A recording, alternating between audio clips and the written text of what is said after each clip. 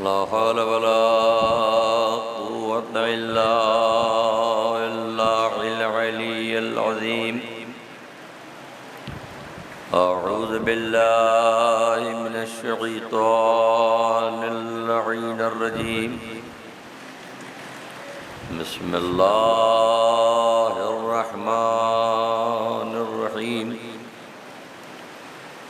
अल्हम्दुलिल्लाहि रब्बिल आलमीन। अस्सलातु वस्सलामु अला अशरफिल अंबिया'i वल मुरसलीन मौलाना अबिल क़ासिम मुहम्मद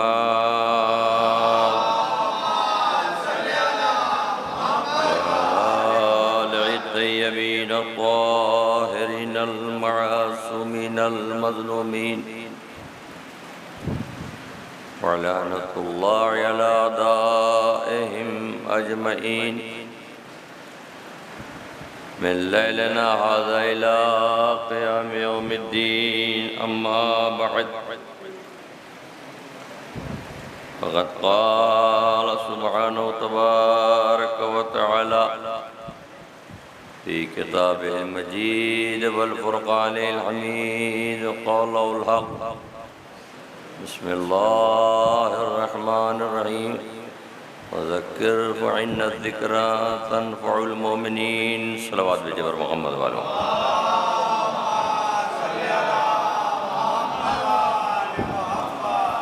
शोगवारान मज़लूम करबला,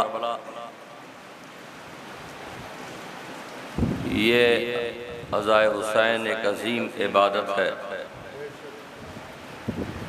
और इस इबादत की तौफ़ीक़ खुदा देता है। बारगाह इलाही में हमें जितना भी शुक्राना अदा किया जाए कम है कि उसने हमें इस नेमत से नवाजा है जिसे अज़ाए हुसैन कहते हैं।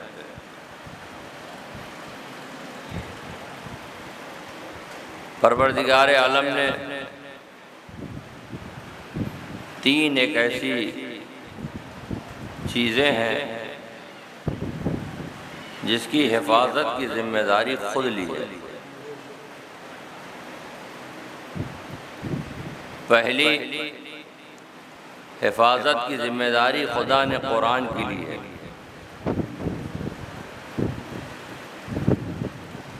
खुदावंद करीम ने खुद कुरान मजीद की हिफाजत की जिम्मेदारी ली है जिसका जिक्र कुरान मजीद में है। और दूसरी जय जो मुसल्लमात में से है और तरफ़ैन की अहादीस में है कि परवरदिगार आलम ने अहले बैत की भी हिफाजत की जिम्मेदारी ली। पहली शय जिसकी जिम्मेदारी ली उसका नाम कुरान है और दूसरी चीज़ जिसकी जिम्मेदारी ली है उसका नाम अहले बैत है और तीसरी जिसकी जिम्मेदारी ली है उसका नाम अज़ादारी है। सलवात भेजे पर मोहम्मद वाले मोहम्मद।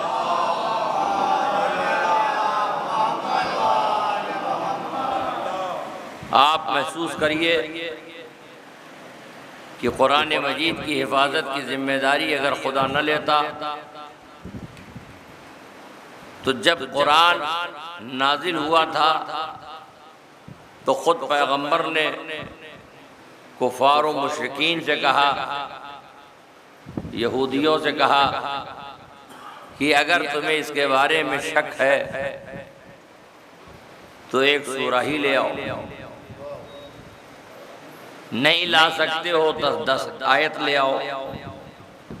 अगर वो भी नहीं ला सकते हो तो एक ही आयत ले आओ। आप ये महसूस करते हैं इस करंट ज़माने में कि जो यहूदी ने सबको निज़ाम के एतबार से तब्दील कर दिया हो, आज के दौर यहूदियत ने न कुरान बदला न उस दौर के यहूदियत ने कुरान को तब्दील किया। कोई ताकत नहीं बता सकती कि जिसने ये कहा हो कि कुरान का जवाब है। और अगर आप महसूस करते हैं तो अज़ाए हुसैन के हवाले से ये बात हमारे बच्चों तक पहुंचना चाहिए कि दुनिया को अहले बैत से अगर दुश्मनी हुई है तो इसलिए नहीं है कि अहले बैत है। अहले बैत से दुश्मनी इसलिए हुई है कि ये कुरान के तरफदार है। आप महसूस कीजिए, पैगम्बर इस्लाम रसूल खुदा मोहम्मद मुस्तफ़ा सल्लल्लाहु अलैहि वसल्लम जब तक, थोड़ी 2-4 मिनट की तमीज़, जब तक पैगम्बर इस्लाम ने रिसालत का ऐलान नहीं किया था, दुनिया रिसालत का नहीं मोहम्मद बिन अब्दुल्लाह के कैरेक्टर का कलमा पढ़ रही थी। लेकिन जैसे ही पैगम्बर इस्लाम ने अपनी रिसालत का ऐलान किया, वही अफराद जो किरदार का कलमा पढ़ रहे थे और रिसालत का ऐलान करने से कलमा इनकार करने लगे। नतीजा क्या हुआ? नतीजा ये हुआ कि उनकी ये सारी ताकत लग गई कि पैगम्बर इस्लाम जिस दीन को, आईन को, कुरान को दुनिया के सामने पेश कर रहे हैं, ये पेश न कर पाए। तो पैगम्बर इस्लाम ने कहा, अगर तुम ये समझते हो कि इस कुरान मजीद को जो हमने पेश किया है तो इसका जवाब ले आओ। लेकिन वो कुरान मजीद का जवाब लाने से कासिर रहे। तो पहली बात तो दुनिया को ये याद कर लेना चाहिए कि ये कुरान इंसानों का नहीं है, खालिक़ इंसान का है। और उसकी दलील क्या है? कुरान मजीद में इरशाद होता है, लौ काना मिन इंद गैरिल्लाह लवजदहु फीहि इख्तिलाफन कसीरा। अगर तुम ये जानना चाहते हो कि अल्लाह का कलाम है कि नहीं, तो उसकी सबसे बड़ी दलील कुरान में खुद है कि अगर अल्लाह की तरफ से ये कलाम न होता तो इन आयतों के आपस में इख्तिलाफ होता। तवज्जो फरमाइएगा, साहिब फहम का मजमा है। कुरान कहता है अगर ये गैरुल्लाह का कलाम होता तो आपस में कुरान की आयतों में इख्तिलाफ होता। लफ्जों को आप तवज्जो फरमाइएगा, कुरान की आयतों में इख्तिलाफ होता। कुरान के समझने की बात नहीं हो रही है, क्योंकि समझने वाले और हैं, कुरान की आयत और है। सल्लल्लाहु अलैहि वसल्लम मोहम्मद वाले कुरान अल्लाह का कलाम है। दलील ये है कि 6666 ये जो आयतें हैं जो कुरान सूरे की शक्ल में है, जो कुरान तरतील के एतबार से है, जो कुछ भी है जिस पर ईमान है मुसलमानों का, अगर ये दूसरों का कलाम होता, बंदों का कलाम होता, खुदा ने ऐलान करके चैलेंज कर दिया कि अगर तुम ये समझते हो कि किसी बशर का कलाम है तो इसकी दलील ये है कि बशर के कलाम में इख्तिलाफ होता है और अल्लाह के कलाम में इख्तिलाफ नहीं होता है, और इसीलिए ये अल्लाह का कलाम माना जाता है। कुरान कहता है, लौ काना मिन इंदिल्लाहि गैरुल्लाह, अगर गैरुल्लाह का ये कलाम होता तो आपस में इख्तिलाफ होता। आपके जहनों को उलझाते हुए नहीं, बल्कि आपको एक सूफ मंजिल पर लाना चाहता हूँ। नौजवानों, बुजुर्गों से माजरत के साथ, कुरान कह रहा है अगर अल्लाह की तरफ से ना होता तो इख्तिलाफ होता। दलील ये है कि अल्लाह की तरफ से है, इसलिए इतनी आयतें हैं और इख्तिलाफ नहीं है। तो इतना तो उसूल मुसलमानों को कुरान ने दे दिया कि अल्लाह की तरफ से जो आता है उनके आपस में इख्तिलाफ नहीं होता है। तवज्जो फरमाइएगा, अल्लाह की तरफ से जो होता है उनके आपस में इख्तिलाफ नहीं होता है। ये और बात है, कोई कुरान सामित हो या कुरान नातिक हो। सल्लल्लाहु अलैहि वसल्लम,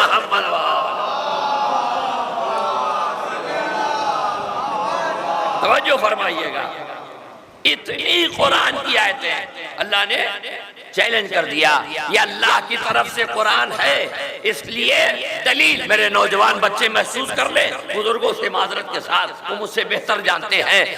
अगर कोई पूछे कि कलाम खुदा की दलील क्या है तो कुरान खुद कहता है ये अल्लाह का कलाम है। दलील ये है कि इनकी आयतों में इख्तिलाफ नहीं है। तो ये बात पता चल गई कि अगर तुम्हें पता करना है कौन चीज अल्लाह की तरफ से है और कौन चीज बंदों की तरफ से है, तो अंदाजा लग जाएगा। जो अल्लाह की तरफ से होगा, तादाद में कितना भी हो, आपस में इख्तिलाफ नहीं होगा। अब मुझे कहने दीजिए, मुसलमानों ने 4 इमाम बनाए, मुसल्ले 4 हो गए, यहाँ 12 इमाम है, मुसल्ला 1। सलवात भेजे पर मोहम्मद वाले मोहम्मद।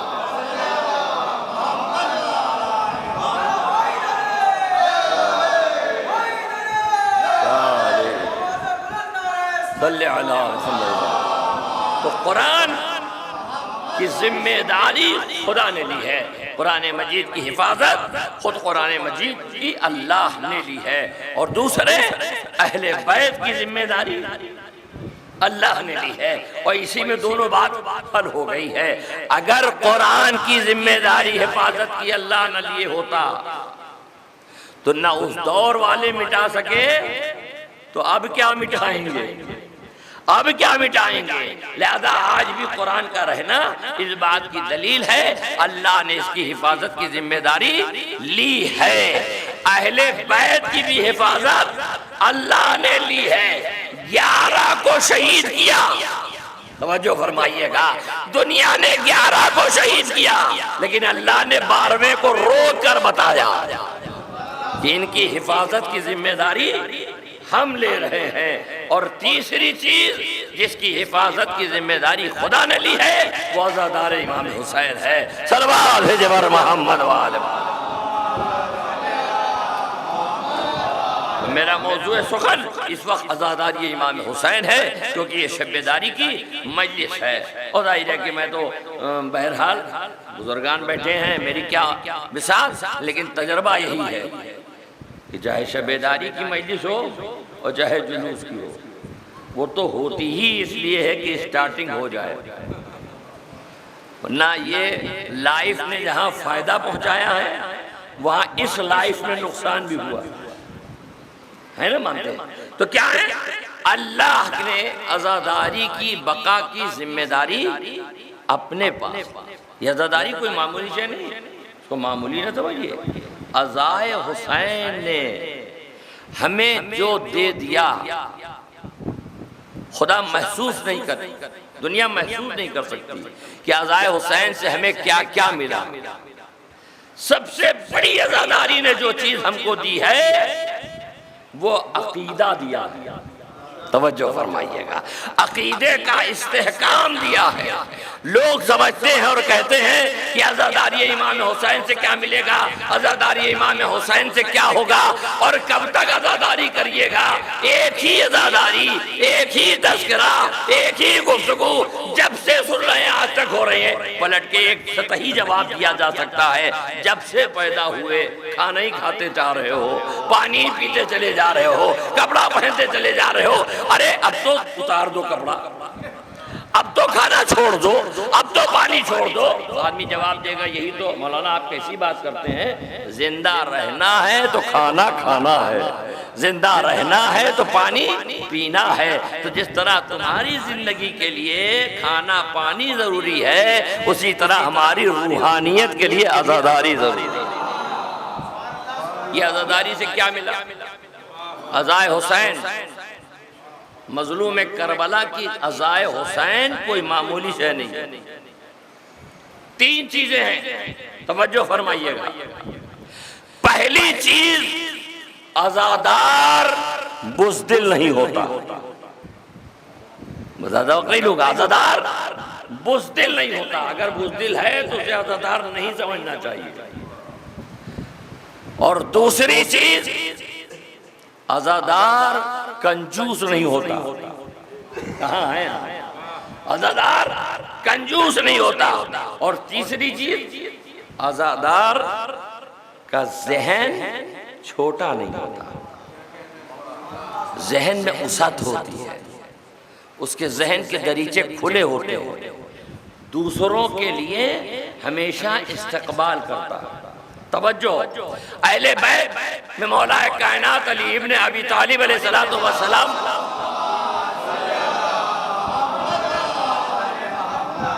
ये बात समझी कितनी जाएगी ये मैं नहीं जानता, लेकिन पढ़ी कितनी जाएगी उसका मैं जानता हूं। तवज्जो फरमाए, क्या कहा? ईमान की दलील यानी अज़ादार कौन होगा? जो बुज़दिल नहीं होगा, कंजूस नहीं होगा, जहन का खुला हुआ होगा। पहली दलील दुनिया आज हमसे कहती है, और वो इसलिए कहती है कि जब वो खर्च करती है तो बचा कर खर्च करती है। इसीलिए मौला फरमाते हैं मुझे उन कंजूसों पर हैरत होती है जो इसलिए कम खर्च करते हैं कि कल का क्या होगा। नहीं समझा? जो इसलिए हाथ रोक के खर्च करते हैं कि कल क्या होगा। मौला कहते हैं हमें अफसोस उन पर यह है कि कल के चक्कर में आज खराब किए पड़े हैं। सलवात है जबर मोहम्मद वाले मोहम्मद। तो जो फरमाइए, तो किसी ने इमाम से पूछा, हमारे दूसरे इमाम से, कि मौला ये बताइए कि सखी किसको कहते हैं? ज़ाहिर कंजूस है तो सखी हो, सखी किसको कहते हैं? तो मेरे मौला ने कहा किसकी सखावत के बारे में बात कर रहे हो? अल्लाह के लिए कि बंदे के लिए? कहा क्या ये भी कुछ है? कहा अल्लाह की सखावत अलग है, बंदे की सखावत अलग है। कहा क्यों?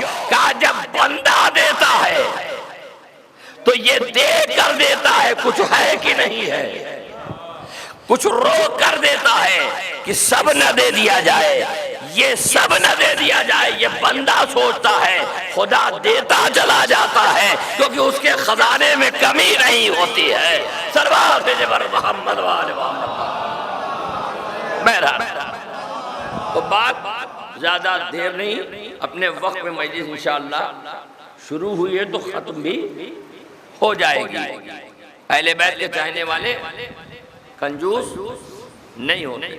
दुनिया हमसे एतराज कर, और दुनिया को दर्द भी यही है कि आज़ादार कितना खर्च करेंगे। ये आज़ादार गमे हुसैन में जो दौलत खर्च कर रहे हैं, अपना वक्त कितना खर्च करते हैं। हर चीज़ खर्च हो रही है, आप आ रहे हैं, वक्त दे रहे हैं, दौलत दे रहे हैं, सरमाया दे रहे हैं। ये कौम के जो बच्चे हैं ये अमानत हैं। ये कौम के बच्चे जो हैं ये अमानत हैं। अमानत का तकाजा ये है, लोग कहते नहीं है कि अमानत में खयानत न करो, अमानत में खयानत न करो। तो लोग समझते हैं कि किसी की जायदाद अगर तुम्हारे पास है या किसी की रकम तुम्हारे पास है तो उसमें खुर्द बुर्द न करो। नहीं नहीं, अमानत का मतलब समझे मेरे नौजवान, मैं नौजवानों के लिए पढ़ रहा हूँ। अमानत का मतलब ये है जो चीज दी गई है उसको वैसे ही अपने पास रखे रहो। इसका मतलब नहीं ये है कि अगर किसी ने 1000 रुपया दिया है तो 1000 नहीं। अगर किसी बंदे मोमिन ने अपनी बात आपसे कही है, नहीं समझे आगे, अगर किसी बंदे मोमिन ने अपनी बात आपसे कही है तो अमानत का तकादा है किसी से न कहिए, किसी से न कहिए। लेकिन हमारे यहाँ रवाज क्या है कि अगर हमने कह दिया कि भैया किसी से न कहिएगा तो इंशाल्लाह आप कहिएगा, अगले से कह रहा हूं आप किसी से न कहिएगा, होता है ना। लेकिन अमानत का तकादा ये है कि जो बात कही जा रही है उसको उसी अंदाज से रहना चाहिए। अमानत के तौर एक मिसाल देता हूँ, अमानत क्या है। मिसाल के तौर पर किसी ने 1000 रुपया हमारे बिरादर मोहम्मद अब्बास साहब को दिया, ये लीजिए जो तंजीम का मदरसा है उनको ये 1000 रुपया दे दिएगा। मिसाल इनकी दे रहा हूँ, गलत होगा तो हम लोग समझ लेंगे। 1000 रुपया दिया, 500 की 2 नोट दे दिया। हमने कहा भैया ये ले जाके मकतब में दे दिएगा। इन्होंने जेब में रखा और चले आए। जब मकतब जाने लगे, मकतब में गए और रसीद काटने वाले, तवज्जो मेरे नौजवानों, जब इनको दिया परवेज साहब ने, सदर मोहतरम ने, तो 500 की नोट अंदर की जेब में रखा, और जब मकतब में गए तो इधर वाली नोट दे दिया 500 दोनों, लेकिन वो वाली थी अंदर। नहीं समझे? उसने भी 1000 दिया था, आपने भी 1000 दिया था, लेकिन खयानत हो गई। हाँ, मेरी बात समझिएगा। क्यों? खयानत का मतलब ये है, अमानत में जो चीज जैसे दी गई है उसको वैसे ही हवाले करो। और अगर आपने 500 में कहीं 100 की 5 दे दिया, 100 की 10 दे दिया, तो 10 तो दे दिया, लेकिन अमानत में खयानत हो गई। अगर इतना मेरा नौजवान बच्चा समझ गया कि अमानत इतना अहम मसला है कि अगर सूरत बदल जाए तो अमानत में खयानत है। नहीं समझे? अगर सूरत बदल जाए तो अमानत में खयानत है। तो जो बादे रसूल सीरत बदल दे, सलवात भेजे पर मोहम्मद वाले। ये नौजवान, ये हमारे बच्चे अमानत है। ये आजादारी इमाम हुसैन अमानत है, इसको मामूली न समझिएगा, बहुत अहम शय है, बहुत अहम शय है। और सुनिए, मजलिसे अज़ाए सैयदुल शहदा में आने वाले ये जो मजलिसें होती है, ये एक तरफ, और जो जुलूस इंशाअल्लाह कल सुबह निकलेगा और एक इख्तिताम हो चुका है, दोनों कुछ आपको ना समझ लो कह देते हैं कि जुलूस निकालने की क्या जरूरत, और कुछ फैशन आवर भी लोग कह देते हैं अपनों में, जुलूस निकालने की क्या जरूरत, अरे इमाम माडम मजलिस हो गई बहुत है, इमाम माडम शब्बेदारी हो गई बहुत है। ये सही है, लेकिन जुलूस निकालेंगे और दूसरे से भी कहते हैं आप भी आइए, तो वो भी कहते हैं मोहब्बत दिल से होती है, दिखाने क्या जरूरत, दिल से मोहब्बत कीजिए, सड़क पे आने क्या जरूरत। हमने कहा हम भी जुलूस उठाते हैं, आप भी आइए, आप भी अहले बैत के मानने वाले हैं, आप भी मौला अली के मानने वाले हैं, आप भी मौला हुसैन के मानने वाले हैं। कहा मानते हैं, लेकिन आपकी तरह दिखावा नहीं आता। आप तो अलम निकाल के सड़क पे आ जाते हैं, हम दिखाते नहीं है। चलो यही तय होगा, चलो यही तय हो जाए कि अगर दिखा दिया गया तो गलत है। तो मैं आपसे पूछूंगा, कौन ऐसा मुसलमान है जो जनाबे इब्राहिम की कुर्बानी नहीं सुनता? कौन मुसलमान है? सारा मुसलमान जानता है कि जनाबे इब्राहिम ने ख्वाब देखा था, 2 मिनट में जनाबे इब्राहिम ने ख्वाब देखा था, इस्माइल को ज़िबा करते हुए अपने बेटे से कहा, बेटे ने जवाब दिया, जो खुदा ने हुक्म दिया है उसे कर गुजारिए, इंशाअल्लाह साबरी में पाइएगा। बाप बेटे का मामला था, ख्वाब लिया देखा था तो घर ही का मामला था, तो होना क्या चाहिए था? घर ही में हजरत इब्राहिम इस्माइल के गले पे छुरी चला देते। ये मिना गए क्यों? ये मिना गए क्यों? आवाज़े कुदरत आएगी। इब्राहिम ने सुन्नत जारी किया है, अगर मोहब्बत है तो दिखाओ। सलवात भेजे मोहम्मद वाले वाले। और असर ये है, अगर दिखाया ना होता तो आज मुसलमान दुम्बे को गजरा पहना के गली गली न टहलाता। क्यों? ये वही है। अरे वही कैसे है? अल्लाह के खलील की याद अगर मना रहे हो तो इब्राहिम के लिए दुम्बा मार्केट से नहीं आया था, इब्राहिम के लिए दुम्बा आसमान से आया था। रात भर अल्लाह अल्लाह करो, दुम्बा आ जाए ज़िबा कर देना, दुम्बा आ जाए ज़िबा कर देना। नहीं आएगा अल्लाह की मर्जी जाने, लेकिन वहां तो आया आसमान से और तुम लाए मार्केट से। लेकिन इतना एतराम, गोया अल्लाह ने आवाज दिया। मिलके सलवात भेजिए मोहम्मद वाले मोहम्मद।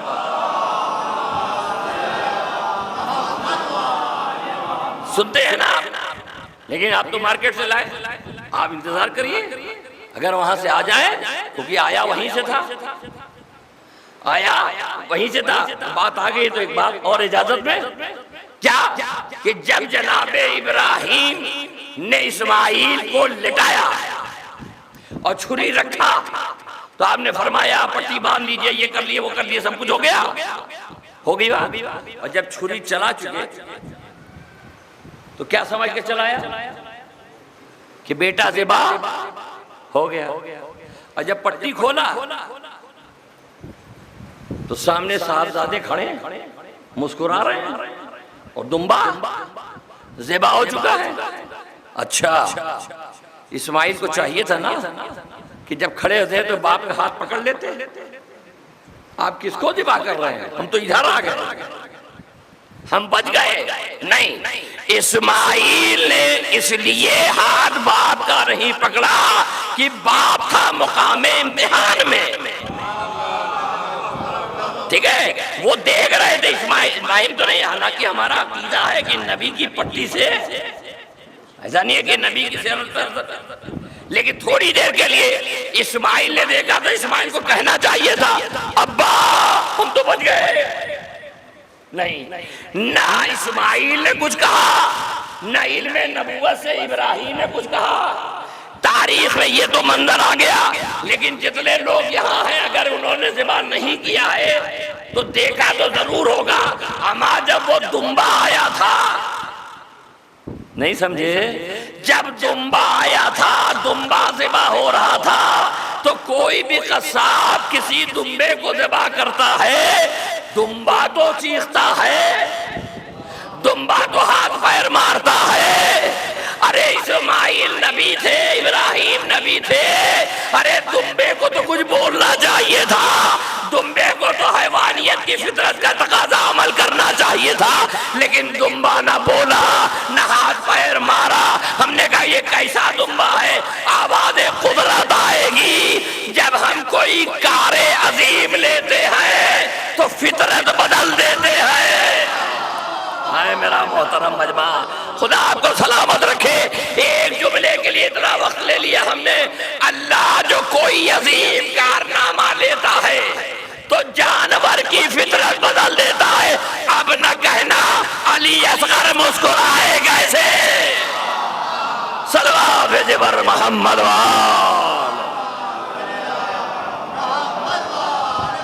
तारीख है।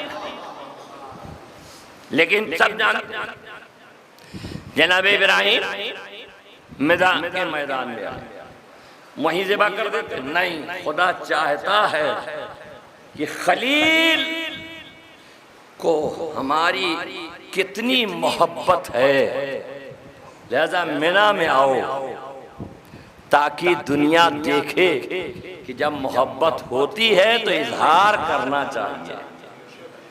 और फिर थोड़ी बात तो अखलाकन सुनिए, हम तो अलम इसलिए नहीं निकालते हैं कि हमको निकालने की अपनी जरूरत है, वरना ताजिया यहाँ है, अलम यहाँ है, गहवारा यहाँ है, ताबूत यहाँ है। हम तो अलम लेके इसलिए निकलते हैं जब कयामत में हिसाब किताब होगा तो तुम कहीं हमसे न पूछ लो कि जब हक पे थे तो हक बताया क्यों नहीं। सलवा भेजबर मोहम्मद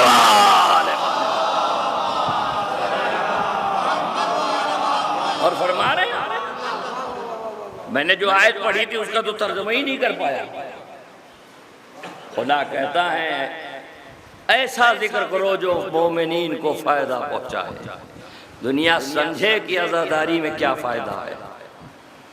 कोई अज़ादार बुज़दिल नहीं होता, कोई अज़ादार कंजूस नहीं होता, कोई अज़ादार जहन का छोटा नहीं होता। और अगर अज़ादार बुज़दिल होता, कहाँ है आप, बस मजलिस तमाम है, अगर अज़ादार बुज़दिल होता तो जैसे 57 मुल्क चुप था, खामनाई भी चुप होता।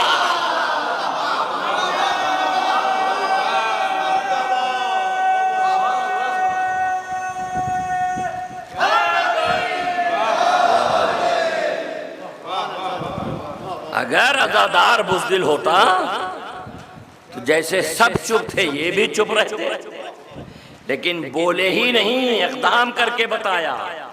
और ऐसा इक़दाम किया कि आज दुनिया कांप रही है, आज दुनिया सोच रही है देखे क्या स्टफ है, क्या होने वाला है। मैं बिला तशबीह अगर जुमला कहूं तो गलत न होगा कि जब किसी के ऊपर इल्म और अहले बैत की मोहब्बत में जुर्रत पैदा होती है तो उसके इक़दाम से दुनिया थर्राती है, जैसे जनाब अब्बास के लिए यजीद की कौम थर्रा रही थी। देखे अब्बास खैमे में गए हैं, निकलेंगे तो क्या होगा। और सुनिए मेरे नौजवानों, दुनिया क्या मुकाबला करेगी आजादारों की। ये आजादार कंजूस नहीं होते, आजादार सखी होते। अहले बैत के चाहने वाले नाम हुसैन पे कुर्बानी देना जानते हैं, वफादारी करना जानते हैं, ईसार करना चाहते हैं। बस मैं एक पैगाम इस मजलिस में देकर नौजवानों को, मजलिस को तमाम कर रहा हूं कि ये काले लिबास में जुलूस में आने वालों, याद रखना हुसैन ने मजमा जमा करने के लिए करबला में नहीं आए थे, हुसैन किरदार बना रहे थे। हमारा किरदार होना चाहिए कि करबला में हमें कौन सा किरदार मिला है। आइए जो हजरात हज करके आए हैं माशाअल्लाह, वो मेरी इस बात की गवाही देंगे। बवांगे दोहल इसके मजलिस चल रही है। मैंने बहुत पहले एक जुमला कहा था, ये दोहरा दूं यहाँ। इमाम हुसैन के अज़ादारों पर तुम तंज करते हो, तुम्हें नहीं पता कोई खुदा समझ ही नहीं सकता जब तक कोई हुसैन को न समझ ले। कहाँ है? कोई खुदा को नहीं समझ सकता, कोई कुरान को नहीं समझ सकता, कोई दीन को नहीं समझ सकता जब तक कोई हुसैन के सजदे को न समझ जाए। मैं बताऊं अभी इस साल क्या हुआ। वो हर साल सरजमीन मक्का से, हरमैन की तरफ से, इमामों की तरफ से, दुनिया के अरबाबों की तरफ से, शेख की तरफ से ऐलान होता है इतने लाख से ज्यादा ना आइएगा। कहाँ है आप? हज करना है, इससे ज्यादा ना आइएगा वरना कंट्रोलिंग पावर खत्म हो जाएगा। हम खाने का इंतजाम नहीं कर पाएंगे, हम पानी का इंतजाम नहीं कर पाएंगे, पहले से लेवल लग जाता है, इससे ज्यादा ना आना। और उसके बाद मैं खुद गया, मैंने देखा है। मिसाल देता हूं, जो पाउच पानी का, कोई और पाउच ना समझिए, पानी का पाउच जो आम दिनों में 5 रुपए का मिलता था, वो हज के जमाने में 10 रुपए का। जो टैबलेट दवा की 5 रुपए की, वो 15 रुपए की। मुझे खुद बताया लोगों ने, मैंने कहा क्या है, कहा बहुत महंगा हो गया। मैंने क्यों? कहा मेडिकल स्टोर वाले ने पूछा इतना महंगा क्यों? कहा यही तो सीजन है। नहीं समझे आप? यही तो सीजन है। पानी महंगा होता है, पानी महंगा होता है, पानी। जबकि मक्का आबाद हुआ है पानी से। तारीख है मक्का आबाद हुआ है पानी से, करबला आबाद हुआ है प्यार से। कोई बता सकता है? जनाबे इस्माइल की एड़ी से जो जमजम निकला पानी, आबे जमजम, तब तायरों ने उतर के बताया यहाँ पानी है। तायरों को उतरते हुए काफिलों ने देखा, लगा यहाँ पानी है। जब वो सब आए हैं तो उन्होंने इजाजत ली है, बसाया है। तो आप समझे, पानी से मक्का आबाद हुआ और प्यास से करबला आबाद। मेरा जुमला जाया न करना नौजवानों। खुदा रात भर आप इबादत करते आ रहे हैं जब से मुहर्रम का चांद निकला, और आज रात भर आप अज़ादारी करेंगे। मजलिस हुसैन में आपको पैगाम, ये अज़्म रखिए, ये वलवला रखिए, ये जज्बा रखिए, ये ईसार रखिए, ये वफा रखिए, ये अमानतदारी रखिए। ये दुनिया के सामने अपनी शुजाअत का लोहा मनवा दीजिए और ऐसा काले लिबास में बचे हुए दिनों में आजादारी करो कि तुम्हारे अकबरपुर में लोग पूछे उस दुकान पे जाना जो हुसैन का आजादार है। उस जगह जाना जहाँ हुसैन का चाहने वाला है, तब लोगों को पता चलेगा। मैंने फिर बात कहीं से पहुंचा दी, एक जुमले की इजाजत और मैं मसाइब पे आ गया। क्या सरजमीन मक्का पर पानी का पाउच का बिजनेस हो रहा है, 5 का 10, तो मिसाल पे दे रहा हूं, उससे ज्यादा। टैबलेट महंगी, खाना महंगा, अब की साथ तो लोगों को भूखे मर गए, प्यासे लोग रह गए हैं, तुम हुसैनियों का मुकाबला करोगे? कहा आखिरी जुमला, तुम हुसैनियों का मुकाबला करोगे? वहां मक्के में मैं फिर कह रहा हूं, पानी भी महंगा किया गया, खाना भी महंगा किया गया, दवा भी महंगा किया गया।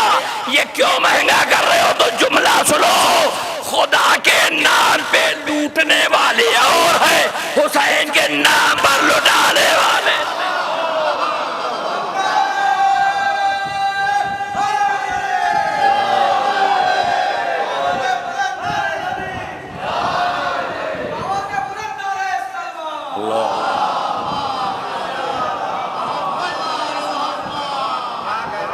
नामे हुसैन पर लुटाने का जज्बा उसको मिलेगा जो अदब से चूम के फर्श अज़ा पे बैठ जाए। उसे पता है यहाँ कौन आता है, उसे मालूम है यहाँ वो आता है जिसकी एक दिन में कमाई लुट गई। अज़ादारों को पता है ये वो फर्श अज़ा है जहाँ वो माँ आती है जिसकी पसली टूट गई, जो हाथों को फैला के दुआ करती है, ए मेरे लाल हुसैन के अज़ादारों, खुदा तुम्हें किसी गम में न रुलाए सिवाय गम अहले बैत के। अज़ीज़ाने गिरामी, कदीम ज़माने से ये शब्बेदारी होती रही है और मुसलसल ये शब्बेदारी आपकी है, और ये आज ही की नहीं, 8 रबीउल अव्वल तक आप शब्बेदारी करेंगे। मैं आपसे कहूँगा ज़रा आप थोड़ी देर सोचिए, ये शब्बेदारियाँ क्यों की जाती हैं? ये शब्बेदारी वो करते हैं जब उन्हें शब आशूर याद आती है, शब आशूर याद आती है। करबला में नन्हे नन्हे बच्चे अलातश अलातश कह रहे थे, करबला के मैदान में फातिमा का लाल सहरा में जा रहा था। नाफे इब्ने हिलाल कहते हैं, आका आप कहाँ जा रहे हैं? कहा मैं मक्तल की तरफ जा रहा हूँ, तुम वापस जाओ। कहा मौला मेरे होते हुए आप तन्हा? फिर मौला ने बुला लिया, कहा आओ, आ जाओ, सुनो, आज मैं तुम्हें वो चीजें दिखाऊं जो तुम्हें नहीं देखी। कहा क्या? कहा ये जमीन देख रहे हो? कहा हाँ। कहा यहाँ मेरा अकबर सीने पे बर्छी खाएगा। और आगे नाफे, ये वो जगह है जहां मेरे कासिम के जिस्म के टुकड़े हो जाएंगे। और आगे बढ़े, कहा नाफे ये वो जगह जहां मेरे अब्बास के बाजू कलम हो जाएंगे, ये वो जगह है जहां मेरा अली असगर गले पे तीर खाएगा। और उसके बाद कहते हैं नाफे ये वो जगह है जहां तुम घोड़े से गिरोगे। और उसके बाद इमाम कहते चले जा रहे हैं, आखिर में इमाम हुसैन को महसूस हुआ मैं पुकार रहा हूँ, नाफे सुन नहीं रहा है। कहा नाफे तेरा मौला तुझे बुला रहा है। कहा मौला मैं सुन रहा हूँ, लेकिन जब से इस इलाके में आया हूँ किसी बीबी के रोने की आवाज आ रही है। मेरे मौला ने कहा नाफे वो कोई और नहीं, जब से ये काफिला आया है मेरी माँ अपने बालों से मेरी जाए शहादत को साफ। अल्लाह अकबर। अल्लाह इन आवाज़ों पर रहमत नाजिल करे, खुदा आपको किसी गम में न रुलाए सिवाय गम अहले बैत के। आपसे अगर मैं एक बात कहूँ, आप यकीन करिएगा, जब जितने अज़ादार हैं, जहाँ जहाँ मेरी मजलिस सुनी जा रही है, मैं खाली कोई नई बात में पूछूंगा कि भैया आप वतन से इतनी दूर रहते हैं, कब आएंगे? तो कहता है जब मुहर्रम आएगा। जब मुहर्रम आएगा, मुहर्रम के जमाने में जब 10 तारीख को ताजिया अज़ा खाने से निकलता है, तड़प तड़प के रोते हैं। और क्या कह के रोते हैं? मौला कोई गलती हुई तो माफ करिएगा, मौला हम जी भर के रो न सके, मौला हम जी भर के मातम न कर सके। लेकिन सच बताना, कहीं दिल में ख्याल होता है अभी चेहलुम बाकी है, लेकिन रोने वालों वो ज़माना आ गया जब हुसैन का चेहलुम भी तमाम होने को है।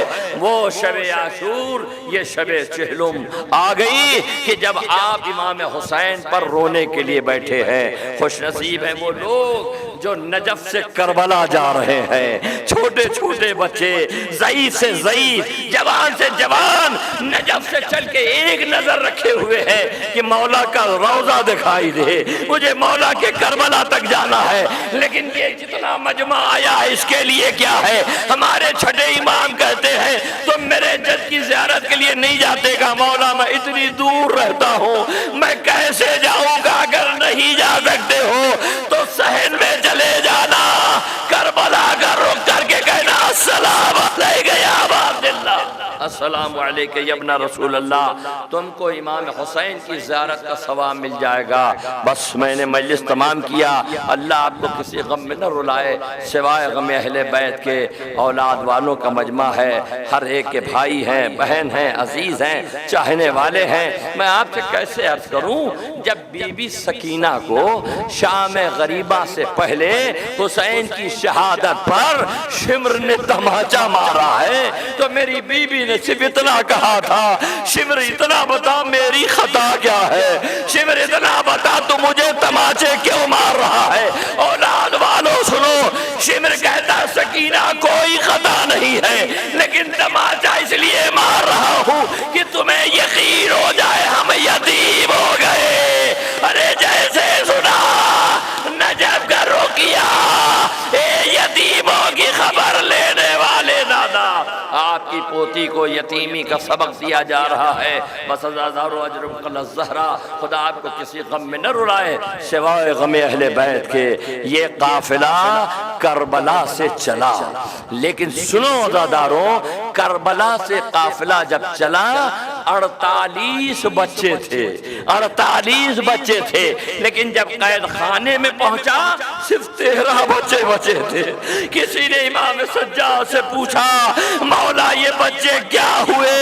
आपने देखा होगा कल 40 है या अभी भी हमारी माँ बहनें शबेदारी और जुलूस में जाती है और सवारी पे बैठती है तो अपने बच्चे को हिफाजत की जगह बैठाती है ताकि मेरा बच्चा गिरने न पाए।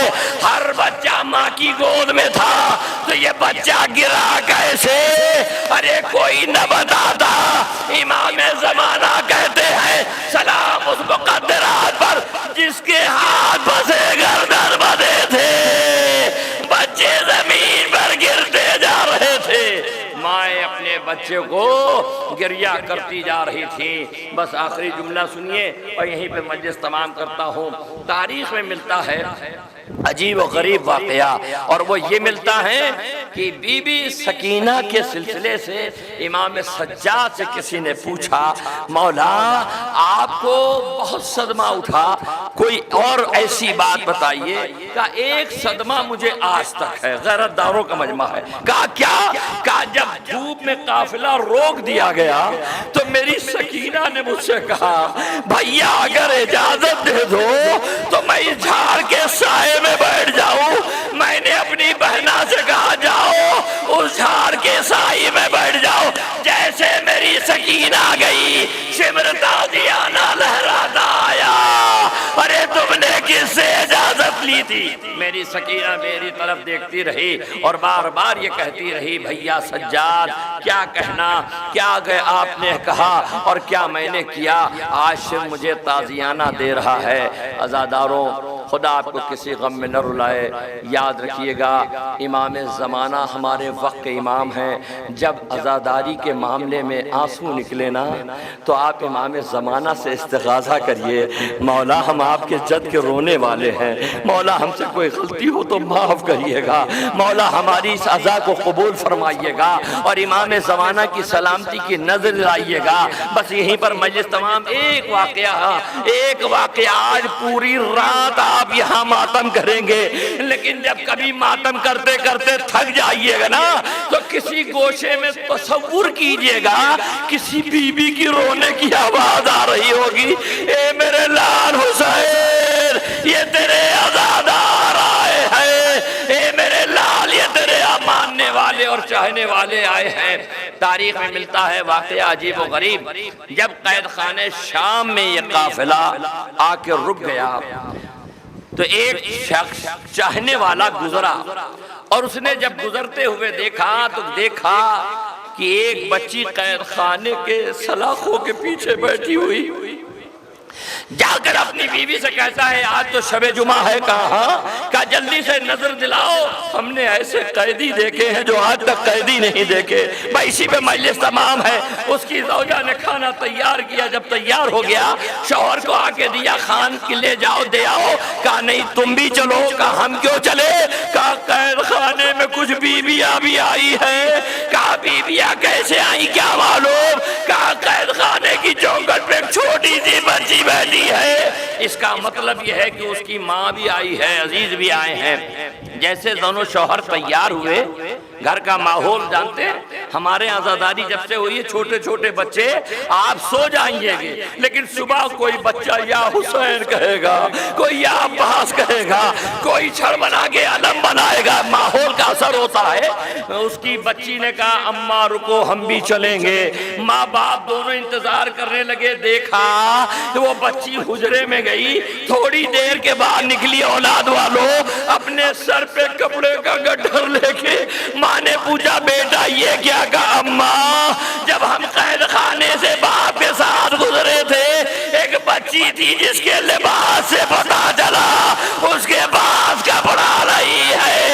ए अम्मा आप खाना खिलाइएगा, हम कपड़ा पहनाएंगे। ये नन्ना सा काफिला चला, कैद खाने शाम में इजाजत ली, वो अंदर दाखिल हुई। अंदर दाखिल होने के बाद देखा एक बीबी मुसल्ले पे नमाज पढ़ने। बस सुनो मजलिस तमाम, आप सलाम किया। जब सलाम किया बीबी ज़ैनब ने जवाब सलाम दिया, लेकिन फौरन कहा बीबी तुमने सलाम क्यों कर लिया? उसने कहा क्या सलाम करना जुर्म है?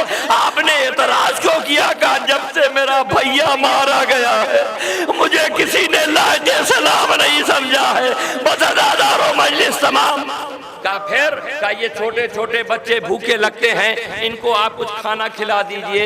बीबी ज़ैनब ने कहा ये क्या है? का ये सलामती की नजर है। का किसकी सलामती? का मेरा आका मदीने में हुसैन रहता है। बस आखिरी मजलिस, मेरा आका हुसैन मदीने में रहता है, उसकी सलामती की नजर लाती हूँ। बीबी ज़ैनब ने कहा अब तुम सलामती की नजर न दिलाना।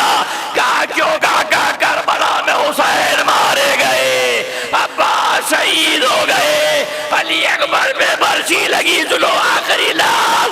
बंदा पलट के कहता बीबी आपने सब इत्तला दे दी, क्योंकि जब अब्बास मारे गए तो हुसैन शहीद हो गए होंगे, जब अली अकबर मारे गए तो हुसैन शहीद हो गए होंगे, क्योंकि जब अब्बास दुनिया में नहीं तो हुसैन दुनिया में नहीं रह सकते। लेकिन बीबी जब आपको इतनी खबर है तो एक बात और आपको मालूम होगी। कहा क्या? का इसका मतलब ज़ैनब भी मर गई होगी, ज़ैनब भी मर गई होगी। जनाब ज़ैनब ने कहा ये क्यों? कहा क्योंकि मैं जानती हूँ बगैर हुसैन के ज़ैनब जिंदा नहीं रह सकती। बीबी ने बाल हटाया, अरे ये ज़ैनब जिंदा है, हुसैन करबला में मारा गया। सयअलमुल लज़ीना ज़लमू अल्लाहुम्मा इन्नी अस्अलुका मुहम्मदन अन्तल महमूद बिहक़्क़ि अलीन अन्तल आला बिहक़्क़ि फ़ातिमा अन्ता फ़ातिरुस समावाति वल अर्ज़ बिहक़्क़िल हसन अन्तल मुहसिन बिहक़्क़िल हुसैन व अन्ता क़दीमुल इहसान बिहक़्क़ि अइम्मतिस तारीक़ीन मिन ज़ुर्रिय्यतिल हुसैन अलैहिस्सलाम।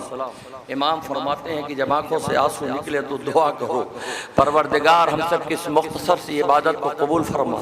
ए मेरे माबूद इन आंसुओं को रूमाल सैयदा में जगह अता फरमा। ए मेरे माबूद ये शबे चहलुम है, ये बीबी ज़ैनब की यादगार है, ये बीबी ज़ैनब के आज़ादार आए हैं पुरसा देने। अल्लाह अल्लाह जहाँ भी दुनिया में चाहने वाले करबला गए हैं, ए मौला अगर ये आज़ादार करबला नहीं पहुँचे हैं आइंदा साल इन्हें करबला जाना नसीब हो जाए और इन सब की ज़ियारतों को कबूल फरमा। जो भी हाथ उठाए हैं उनके दिली जायज़ हाजात को कबूल फरमा। ईरान, इराक, शाम, लबनान की हिफाजत फरमा। परवरदिगार हमारे वक्त के इमाम के ज़ुहूर में ताजील फरमा और उनके आवा अनुसार में हम सबको शुमार फरमा। रब्बना तक़ब्बल मिन्ना